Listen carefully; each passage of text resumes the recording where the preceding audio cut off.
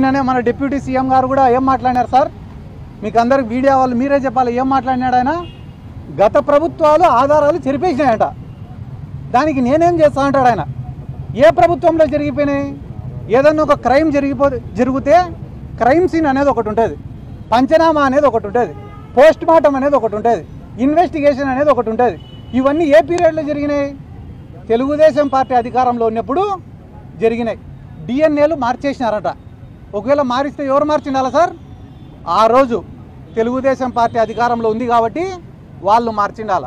పవన్ కళ్యాణ్ గారికి నా యొక్క రిక్వెస్ట్ ఏమంటే, సార్ మీడియా సమక్షంగా మిమ్మల్ని రిక్వెస్ట్ చేస్తున్నా, ప్రీతిబాయ్ మర్డర్ కేసులో వాళ్ళ తల్లి వాళ్ళ తండ్రి ఆరోపిస్తుండేది ఎవరి గురించో తెలుసా సార్? తెలుగుదేశం పార్టీ నాయకుల గురించి.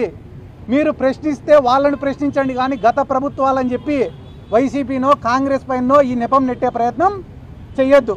లేదా ఓపెన్గా నేను చంద్రబాబు నాయుడికి సరెండర్ అయినా కాబట్టి నేను ప్రశ్నించలేను అనేదన్నా చెప్పేస్తే మేమన్నా కొంచెం ఈ రాష్ట్రంలో సంతోషంగా ఉంటామని చెప్పి ఈ సందర్భంగా నేను తెలియజేస్తాను.